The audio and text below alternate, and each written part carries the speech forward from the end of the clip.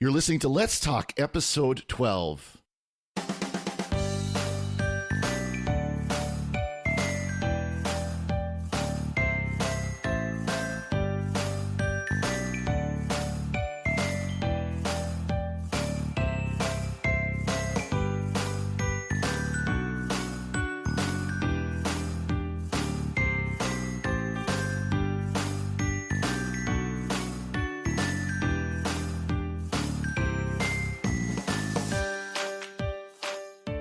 Howdy all and welcome. It's to Let's Talk. Father Corey Stika here again this week, where we talk about issues of interest to our community. A couple of panelists with us today. First of all, we got Sarah Vabulous in Georgia. How you doing, Sarah? Good morning, Father Corey. Thanks for having me on. Glad to have you. We're trying to squeeze this in before a tech support call that she's got coming. So thanks for fitting us in your schedule. Oh, stop it. I'm not that busy. I just made an error in scheduling. Nah, not a big deal. And we got Shelly Kelly in Texas. How are you doing? Howdy, Father. We're doing great down here. Good. How's nice and hot down there? I suppose for both of you it's nice and hot. Well, I work in an air-conditioned office, so it's a regular 72 degrees in there. That's a good thing. You act like I go outside. Yeah, I know, right? They tell me it's hot outside, but... Well, you know, I'm in Montana where hot means it's above, about 80 or so. Oh, well, we have 93% humidity currently, so come on down. Oh, no thank you. Been there, done that. Don't ever want to go to that again. I think the 100-degree mark, I think we're below it again, so that's good.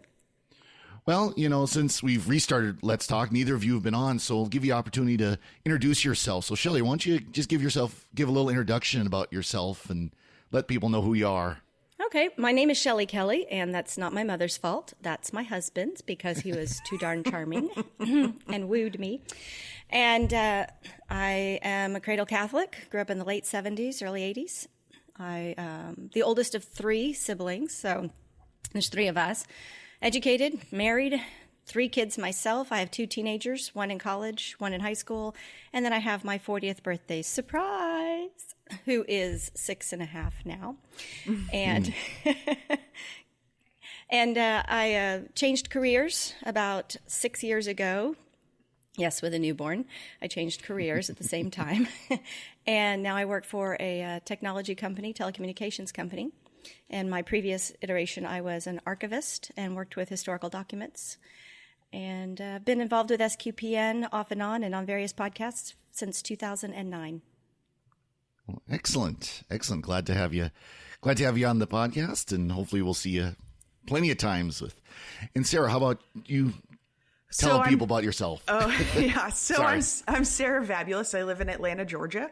I'm an Atlanta native. We are a rare thing, so always fun. I went to school at St. Mary's College at the University of Notre Dame, go Irish, and have worked in some sort of media technology since I graduated.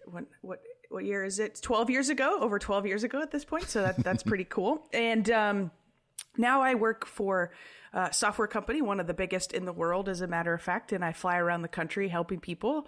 I run in the Catholic world a blog called Catholic Drinky that I never update, but I did write a book a couple years ago, so that was really fun. And I'm also co-host of the Catholic Hipster podcast with Tommy Ty, the Catholic Hipster. And that's just it. You know, I keep pretty busy and just love spending time with my folks on SQPN. Got involved in about 2009, 2010, and just enjoyed the ride. Well, very good. Of course, Sarah. Kath and I are both Catholic Weekend alum. Oh, yeah. So that my sister's going to kill me. I didn't make the plug for our blog. Oh, yeah. Go ahead. That's how we got involved with SQPN.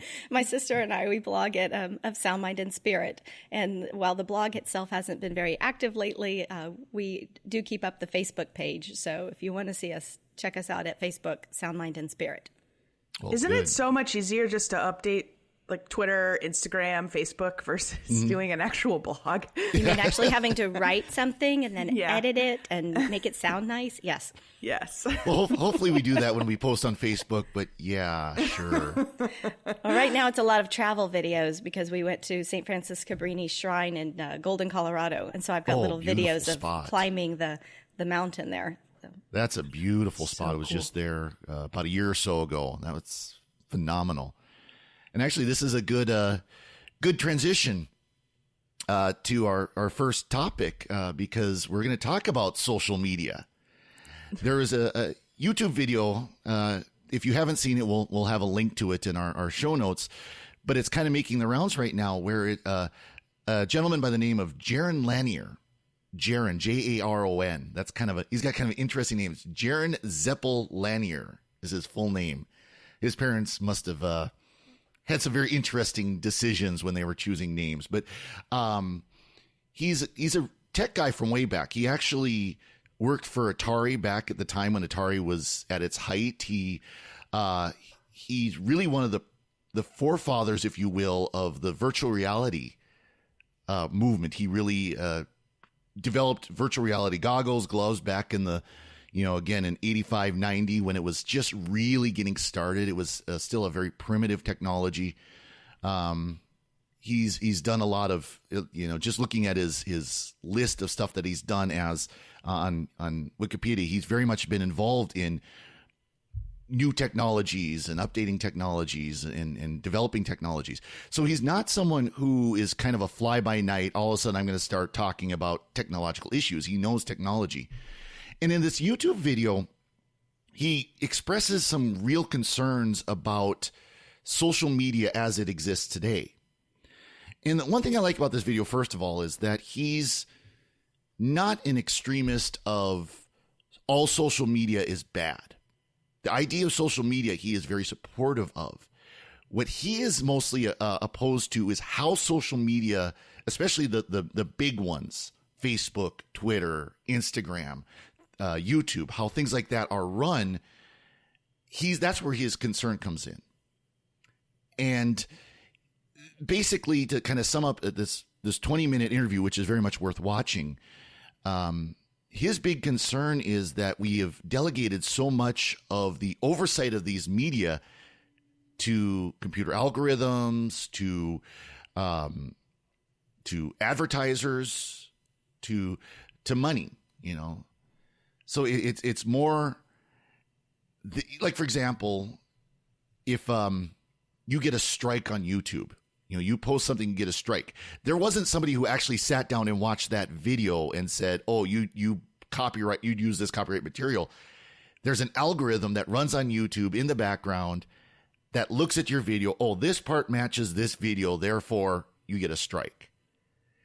And I think, and that's a big part of his concern, at least as I saw the video, that these social media are being done by robots, basically.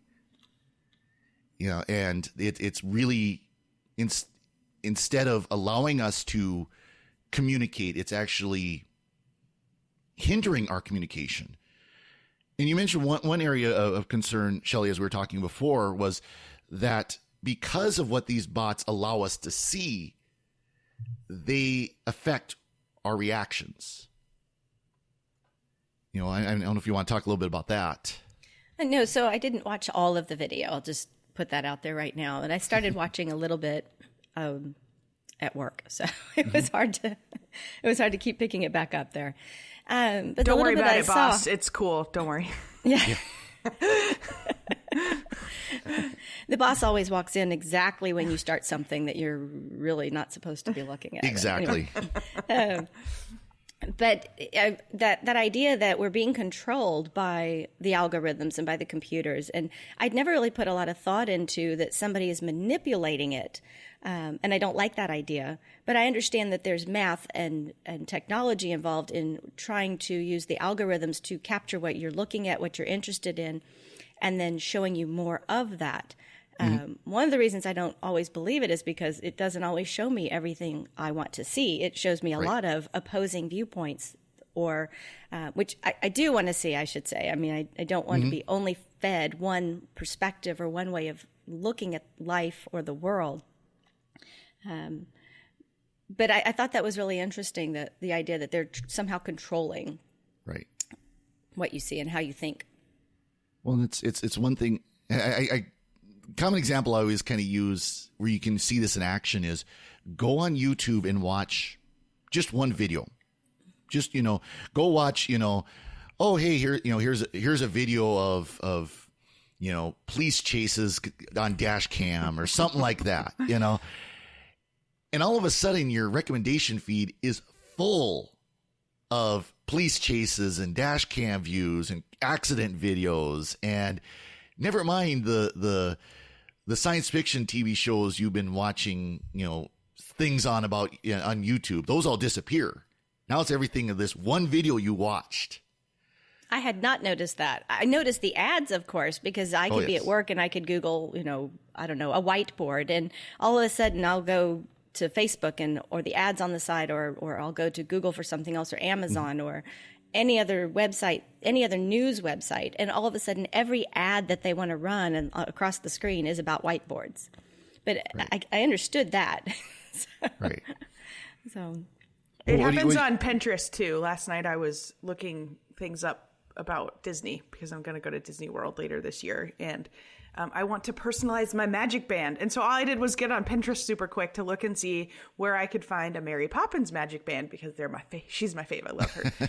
But now everything on Pinterest for me is all about Disney and like visiting Disney World. I'm like, I did one search. Exactly. Exactly. And it's Jaron's point with that is that, and it's not malicious. I think that's one thing I really like about this video is he's giving the developers the benefit of the doubt. He's giving Facebook, Twitter, and so on the benefit of the doubt that they did not set up these algorithms this way on purpose. Mm-hmm. But it is a result of human nature versus a computer.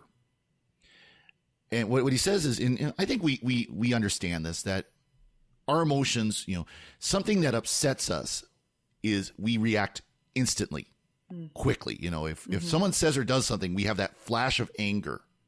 That knee-jerk reaction. That knee-jerk reaction. But something that makes us happy, that we enjoy, it's not a flash. We don't have a flash of laughter usually. We build up to it. It's a slow reaction. Well, of course, these algorithms are watching our responses virtually in real time, and they're doing it very quickly, milliseconds after we do something. They're developing a response to what we've done.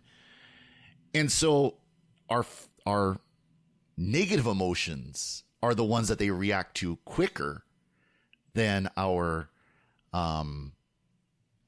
positive emotions, because it takes longer for those positive emotions to build up.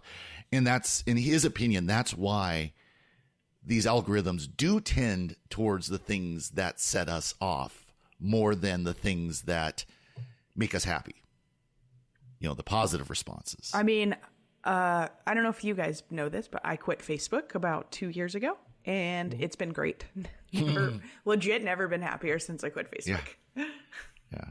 Well, and one of the things being on Facebook I've had to learn to do, and when Facebook first came out, it was exciting, and it changed friendships, though. It really changed the way you interacted with people. Right. Because I had personal work friends, and I had work friends. I had work friends who became personal friends, and I had personal friends, and I had school friends, and I had family. Mm-hmm. And when you started Facebook, you get excited. You're like, oh, I know them. And you start adding him and adding him and adding him. But suddenly you're being yourself. You're not filtering the way you would filter if I was in a professional work conference. Maybe I wouldn't talk about an election.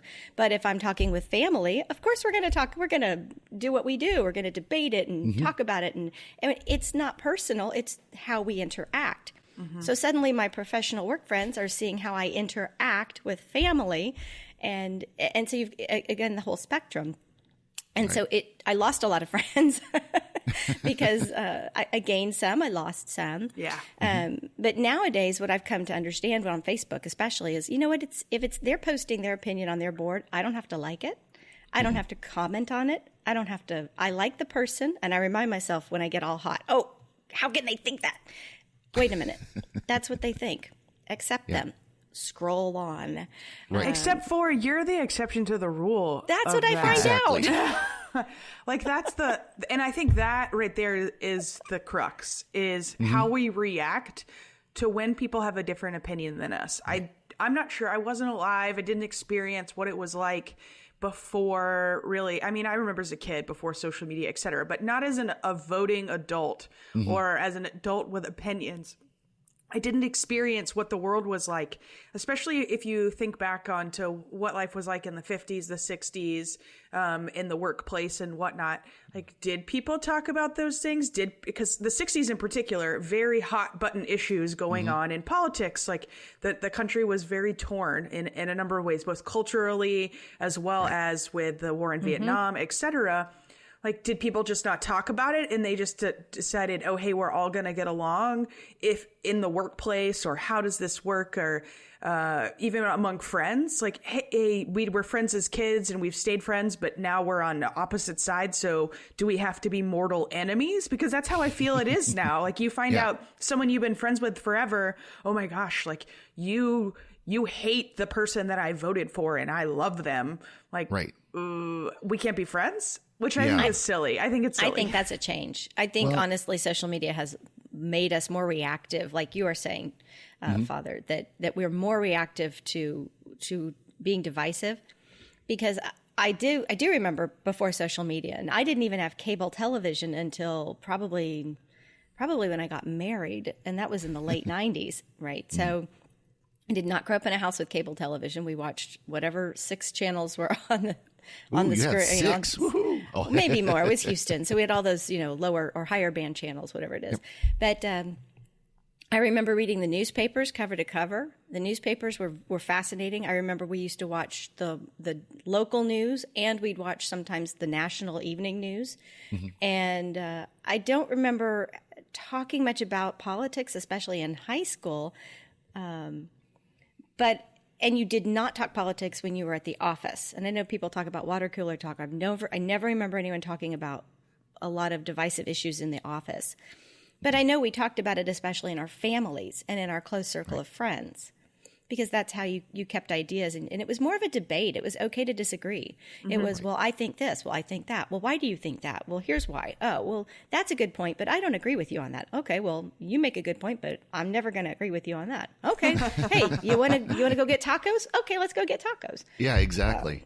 And today it's like, it's all or nothing. It's like, well, if you can't agree with me, we can't be friends. I was like, why? Right. We've been friends for 30 years. Yeah. I think of the scene from John Wayne's The Quiet Man, where if old movie, I can't remember when it came out in, I think, the 50s, or it's classic movie. It's a fun movie, and you've got the John Wayne and this other guy who John Wayne's interested in his sister, and the guy hates him. Guy absolutely hates him. Well, there's a scene where they duke it out. I mean, it's an all-out battle royale. They're busting through windows. They're after the fight, they're the best of friends. We don't get to that point now. And, I just, in thinking about this, there's 2 things that social media can do. One of them is kind of ironic. And the ironic one is it makes it a lot easier to make our little bubble, our little echo chamber. Yes. Where you're only going to friend people who agree with you. If someone says something you don't like, you immediately unfriend. And I don't have to hear them, It also has allowed all of our opinions to be published to the wide world, whether that's a good thing or not. If you're sitting in a pub, or you're sitting in a restaurant, or you're sitting in a home, the only people who are going to hear you are those who are there. There's not going to be a recording, hopefully. Unless you have an Alexa around. No, I'm kidding. Yeah, exactly. Exactly. Well, that's the other thing too. They've got these tools now that are recording us and stuff like that. But once it's said, it's there and gone, and it's only in memory. But now you post something on Facebook or Twitter or whatever, it's there almost permanently. It's kind of funny. You can delete it, but you can still find it. There's still ways to get at them.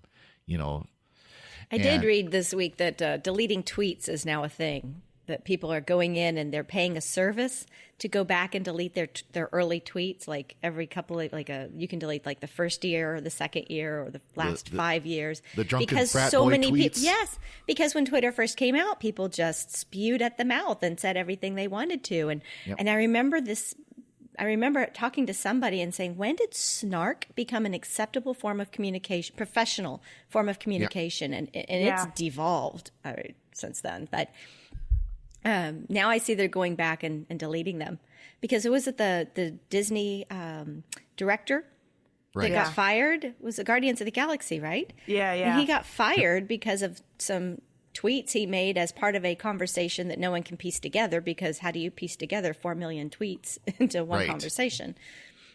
So as a standalone, they're terrible, horrible, completely unacceptable. And he's being judged by something he did 5, 6, 8 years ago.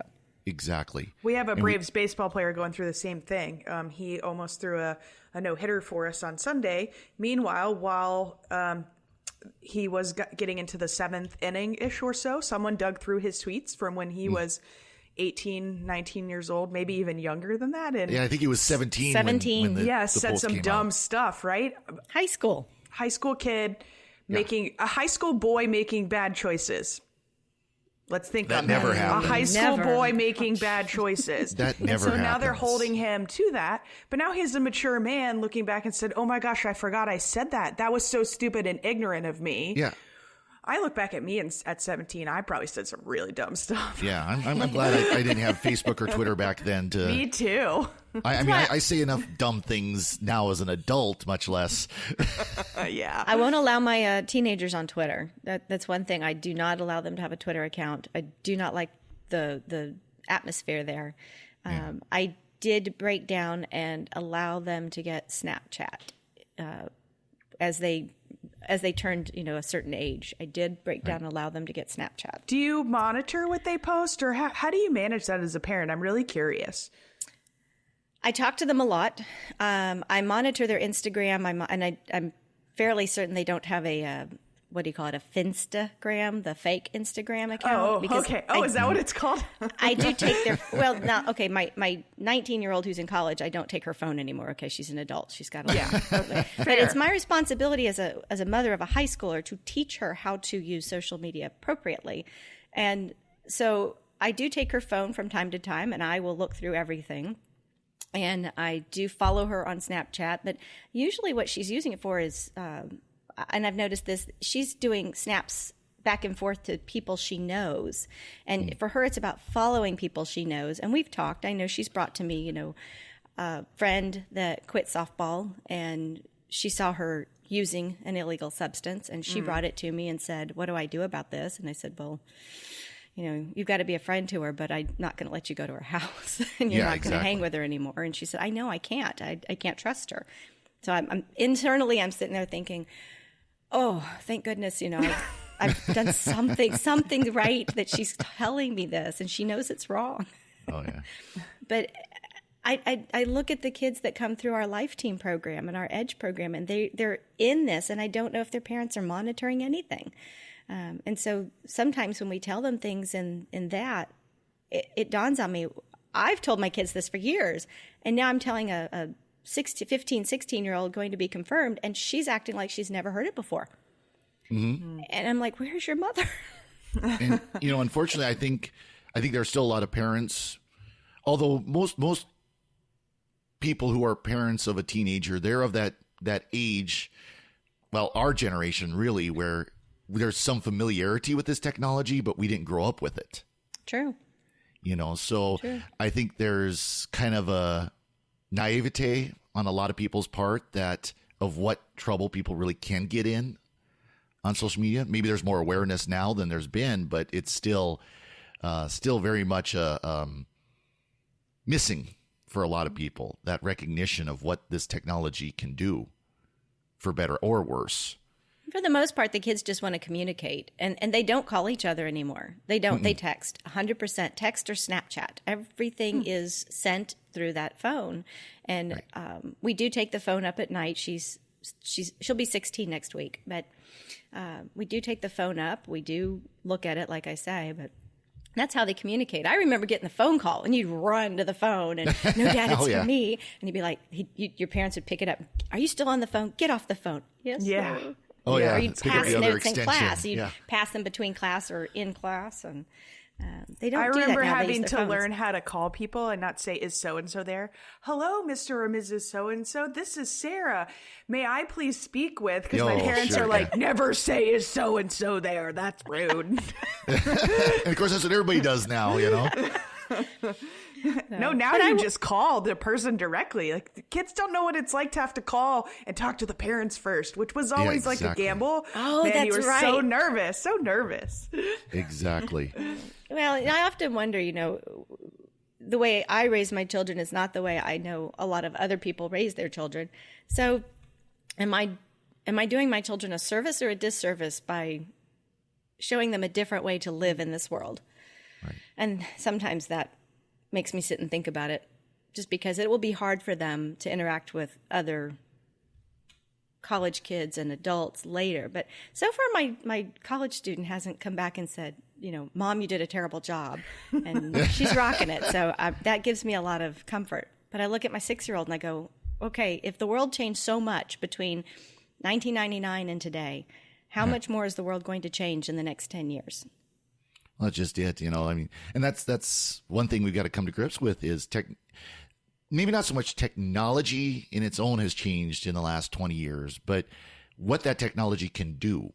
And the way we use it. Exactly. Mm-hmm. Exactly. And it's only going to get worse, and maybe, who knows, hopefully things don't snowball even further, because I do believe that a lot of the problems that we have with social media, of how people use it and the divisions it's caused, they come from this not having a good understanding of how to use it in a way that's respectful of others and respectful of yourself. Yeah. Yeah. And so I think you're doing the right thing by how you're kind of helping them learn good controls on it. Social media is a tool by which we communicate. We still have to learn how to communicate in a proper way, right? In a respectful way.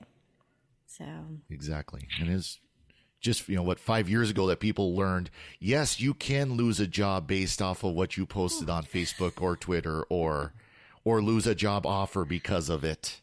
I've had people email me from other states and say, "Hey, this guy works for you, and he was insulting and rude and engaged with me in a Facebook room and called me names, etc., and sent me screenshots." And thank goodness, when we did the investigation, we first took a look and did the investigation. They had the same name, they'd been in the same branch of service, and they were from the same state, but it wasn't the same person. Right. And I was just like, because I don't know what I would have done. But when I read the comments, I'm like, hey, this guy crossed a line. Mm-hmm. And I can't see this guy who works in our office doing that. So that's not his personality. Do I just not know him? Does he have, your work personality, your home personality? But thankfully it wasn't him. But I don't know what I would have done if it had been. So very good. Yeah, that a lot of companies are dealing with that, and sometimes they react well and sometimes they don't. So another reason to log off. Exactly. And this is a good point to log off this discussion. No, take a break here and just thank you for listening to Let's Talk. It's one of the podcasts here on SQPN that we're getting going again. We're getting things moving. Of course, we've got other podcasts that we're either restarting or starting new. We've got, of course, we got this one. We've got Secrets of Doctor Who that I've been doing with Dom Bettinelli and Jimmy Aiken for a while. We've got Dom, Jimmy, and I are also getting restarting a Star Trek, Secrets of Star Trek here very shortly. We've already recorded the first couple of episodes, and those will be released here in the next couple of months. There's what else do we have here? We've got the Pilgrim Life, talking about doing a pilgrimage in Spain. It'd very much be worth listening to, checking it out. Secrets of Movies and TV Show. We've done shows with that, and we've had a lot of fun with that, talking about different shows. We did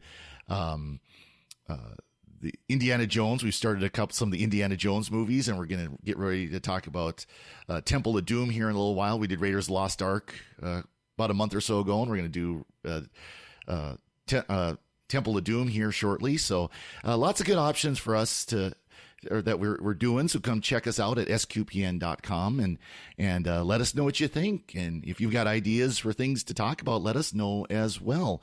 You can leave feedback for us here on Let's Talk at feedback at excuse me, we've got a different email address. I keep wanting to use that, but that's not. I know it's new. It's a new email address, so forgive us.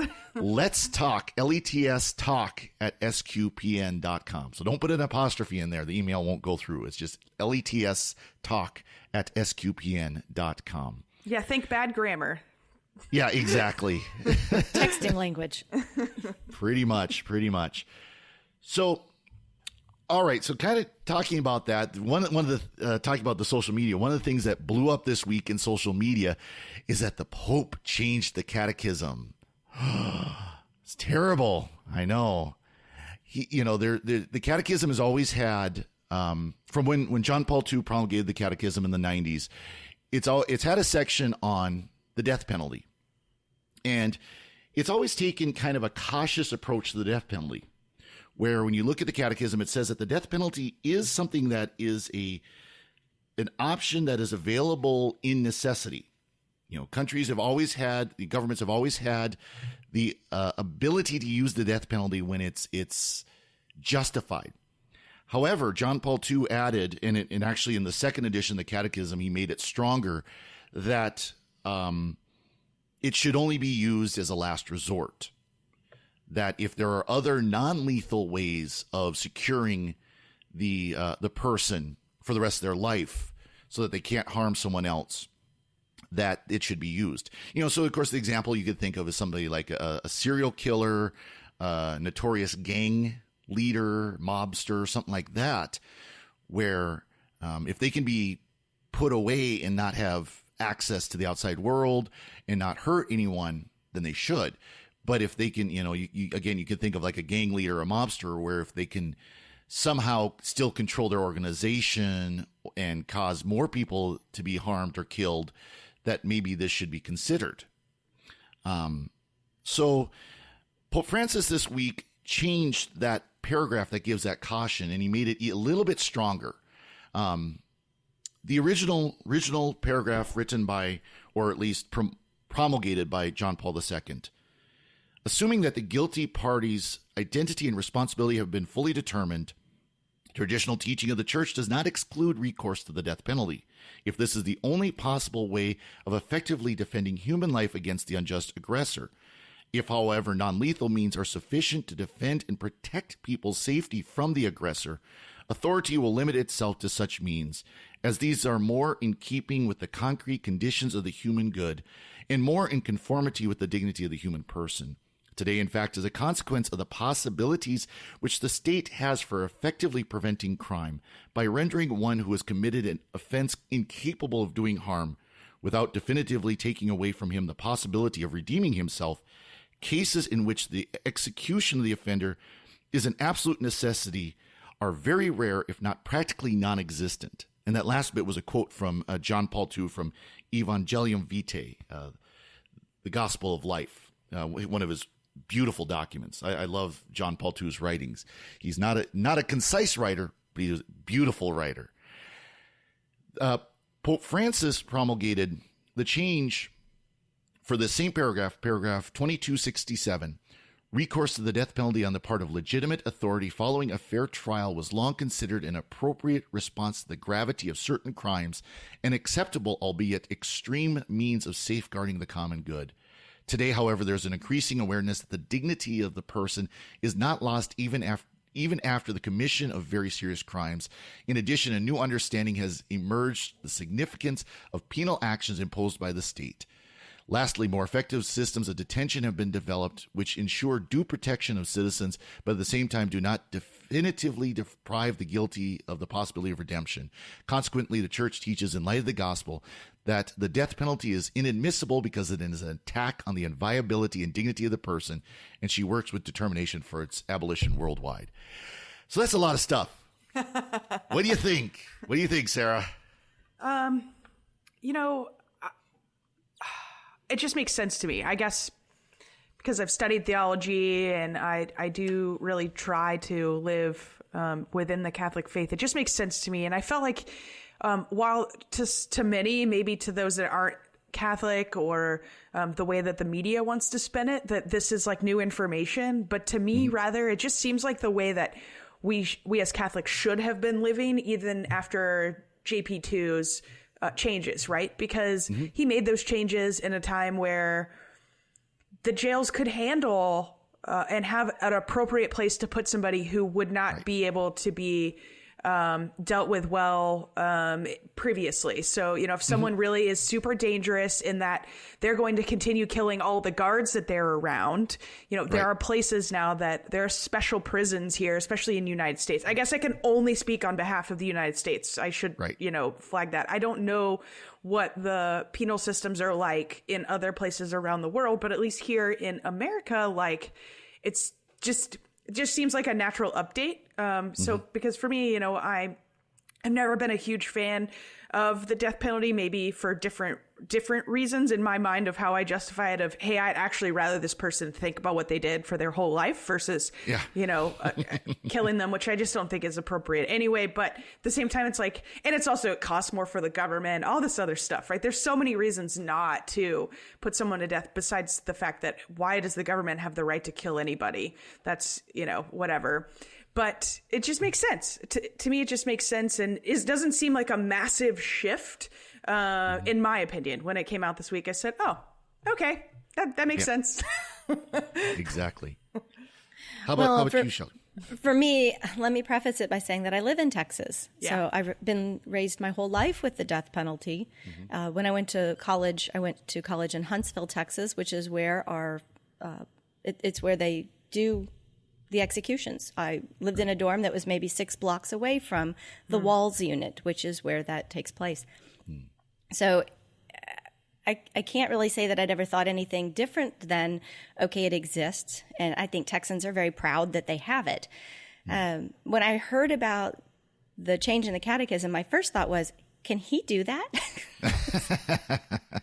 I didn't know that the popes could promulgate because I have not studied theology like you, Sarah, or like you, Father. So for me, being just the lay person, I was surprised he could actually change the catechism. I didn't know if it was just a word change or if it was a big sea change.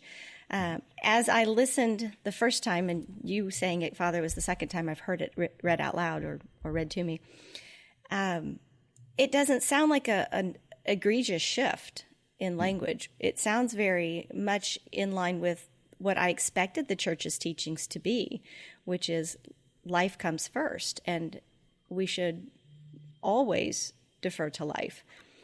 I can argue both sides of it, but when I argue in my mind from the pro-death penalty side, it sounds more like rendering unto Caesar what is Caesar's versus what does Christ teach us about love and life.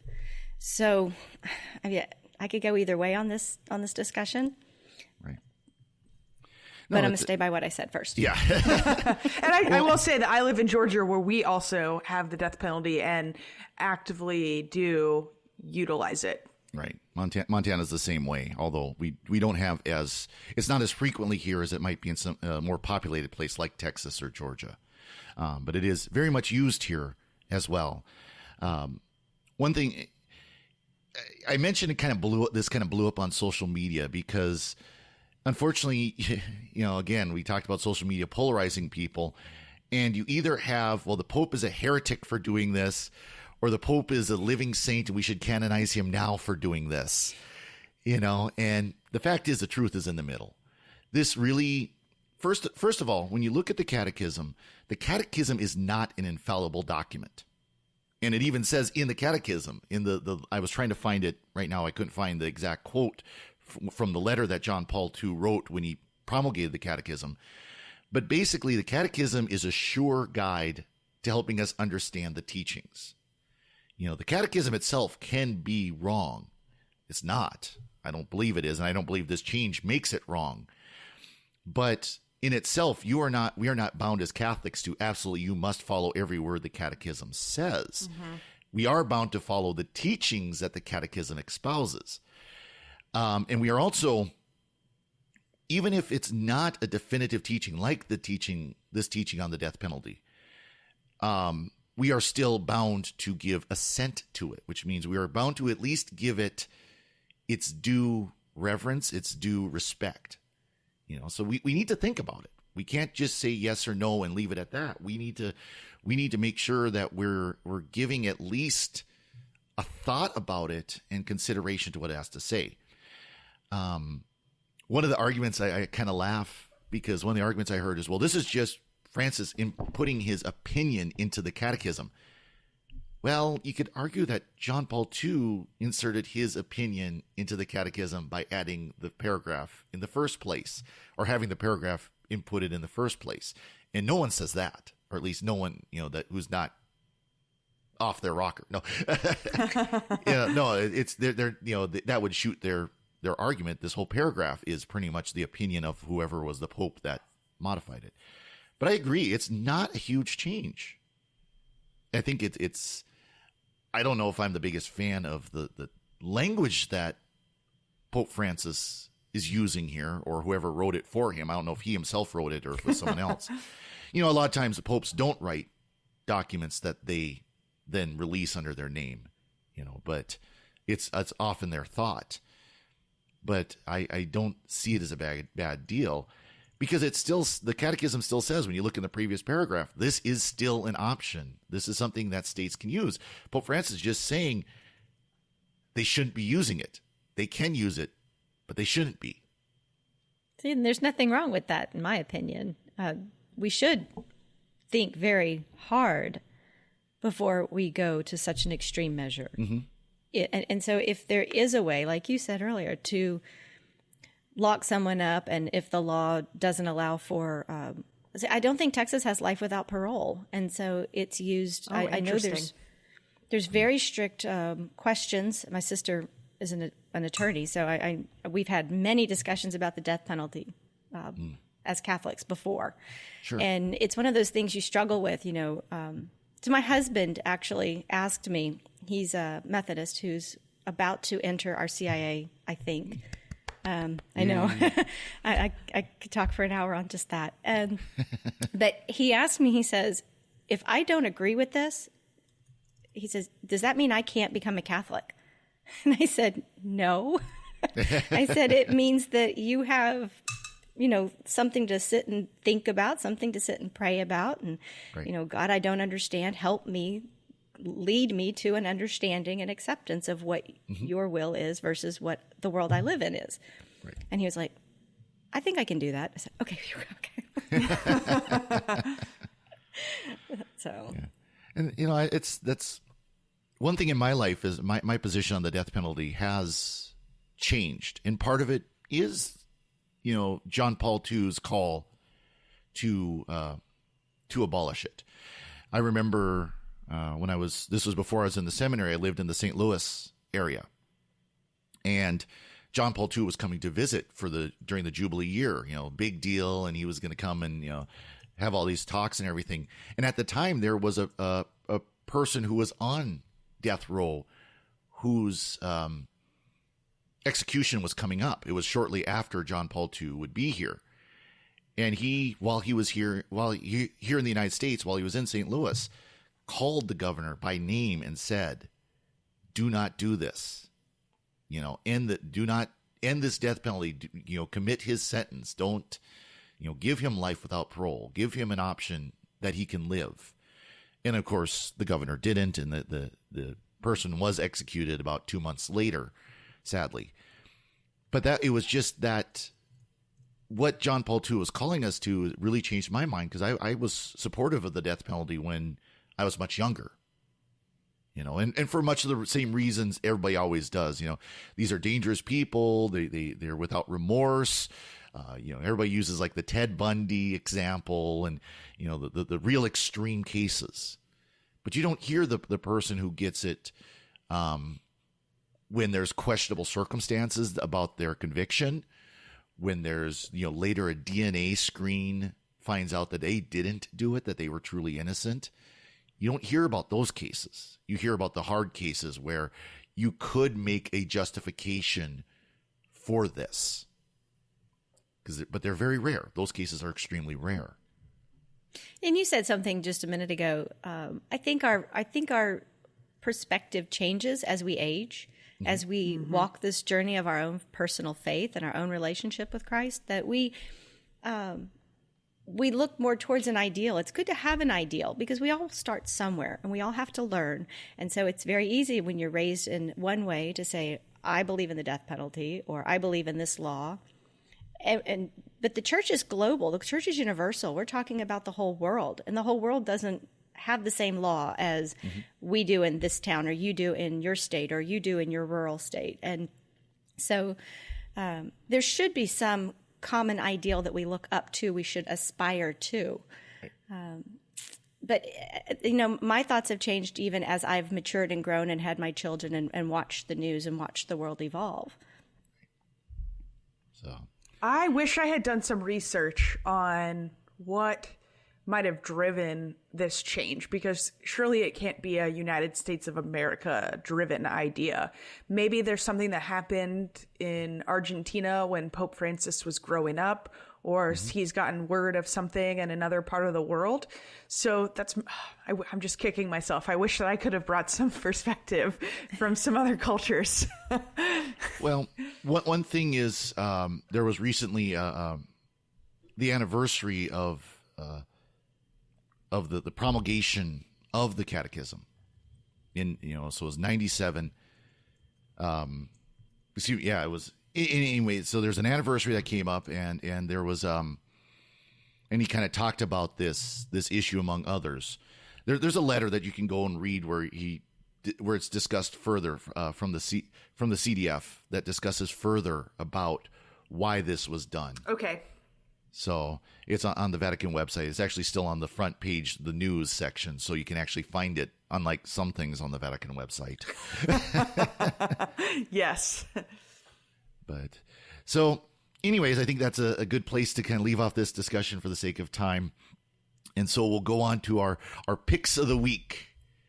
Sarah, why don't you start out here with our picks? So I have two that are really one. Anyway, so one of my friends from college is taking her final vows of profession today for becoming a forever nun.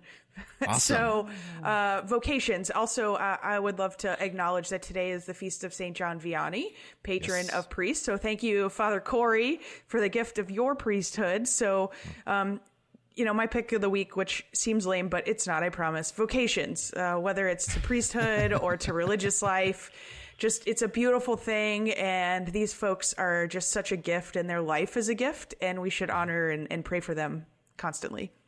Oh, wonderful. And thank you, and thanks be to God for our vocations. Shelley, what do you have for us? Well, I have to follow Sarah there. Oh, my goodness.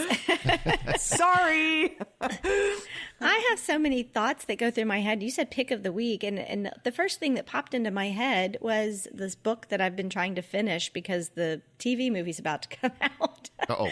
But I've really enjoyed it. It's been a while since I've had a book that really captured my spirit and just really enjoyed it. It's The Guernsey Literary and Potato Peel Pie Society by Marianne Schaffer and Annie Barrows. I don't know if you've read it, Sarah, but no, but we gotta put a link to that because I'm in. So I don't have a lot of time to read, but I do have a long commute, and I do a lot of things by audio. So Audible I've been listening is to the best. Yes, I've been listening to audiobook, and I got it from our library, but it's been streaming, and it's read by different actors' voices. So the whole book almost sounds like a radio show. Cool, that's fun. But it's a story about Juliet, and it's 1946. She's a single woman in her early 30s. She's an orphan, and she is just finishing up a book tour about, I forget what it's called. I think it's Izzy Goes to War. It's these little short articles that she published in the newspaper, and they've bound them together and made them into a book. So it's post World War II, during the recovery period, and I forget how. I think the initial letter, it's all told through letters.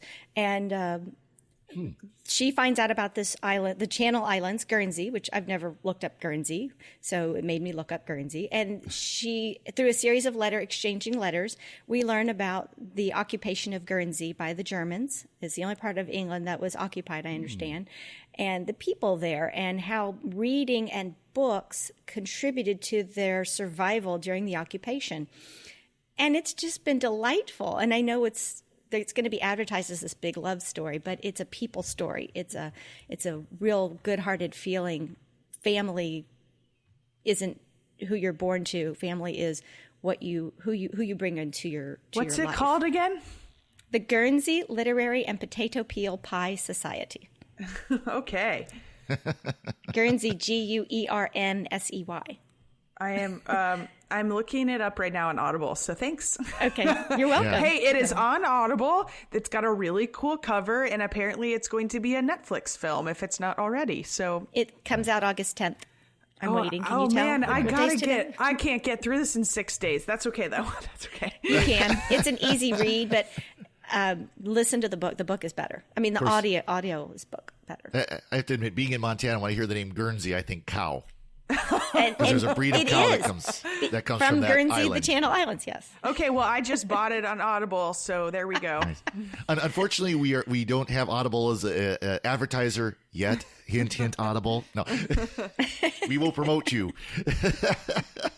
Well, Sarah, make sure you've got the one that's read by Paul Bamer, Susan Dwerden, Rosalind Lander, John Lee, and Juliette Mills. I will. I will have to make sure. Yep, so, well, excellent. And my pick of the week is what I was doing last night, and that's going to the county fair. You know, living in a rural area, county fairs are still big deals. You know, there's still social events. There's still where the activities happen, concerts, and so on. Last night we had a concert by a group, Roots and Boots, or Boots and Roots. One of those ways. It's either Roots and Boots or Boots and Roots. But it's Sammy Kershaw, Aaron Tippin, and Colin Ray. Colin Ray, by the way, being a very devout Catholic. And it was a lot of fun. You know, it was a great concert. But just the whole fair environment is, in these rural areas, it's still the thing to do. And I know in bigger, more populated areas, they still have county fairs. And they're much bigger deals, you know, much more rides, much more activities, events. But you can still go through and see the different exhibits that people put up, the things that people put in for judging, you know, the vegetable judging and the art judging and all that. So it's very much worth doing. It's still it's one of those things here in the United States that really kind of harkens back to a simpler time, and harkens back to a time when your local community was important. Your county was important. And you didn't have social media to keep you busy and occupied all the time. But there are other things out there to see and do.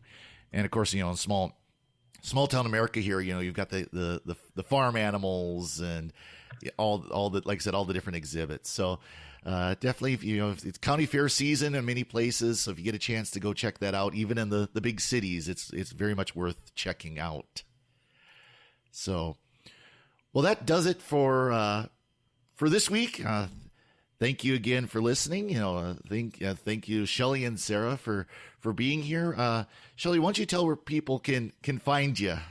Well, not that Sarah will find me because she quit Facebook, but primarily we're on Facebook. Sorry. That's fine. On Facebook, it's Of Sound, Mind, and Spirit, which is also the name of a blog I keep with my sister. And I'm on Instagram also. I think I'm Shelley SMAS for Sound, Mind, and Spirit on Instagram.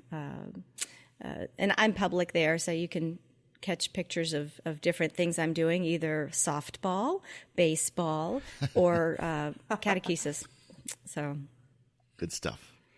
And you, Sarah, where can people find you? You can sometimes find me on Twitter at Catholic Drinky. You can find me on my podcast with Tommy Ty, the Catholic Hipster Podcast, which we're on a break right now, but we'll be back in September.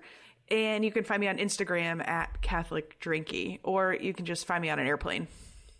In an airport that would be somewhere. Fun. Where in the world is Sarah Fabulous? Yeah. Anybody want to go to England with me next week? Because that's, me? Let's go. I'll go. Road trip. I just have to arrange a few things. Perfect. See you there. That'd be awesome. Be awesome. Again, I'm Father Corey Stika. You can find me on Facebook mostly at Father Corey Stika. That's my public page. That's probably the easiest place to find me. My website where I post my homilies is frcory.org.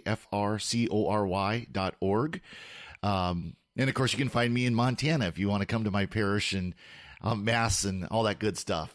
So again, let us know what you think. Send us your feedback. We want to hear from you as well, because this isn't just us talking. We want to hear what you have to say. We especially like audio feedback. If you want to send that, we can put that in, we can play that and add that to the show. It's Let's Talk, LETS Talk at sqpn.com.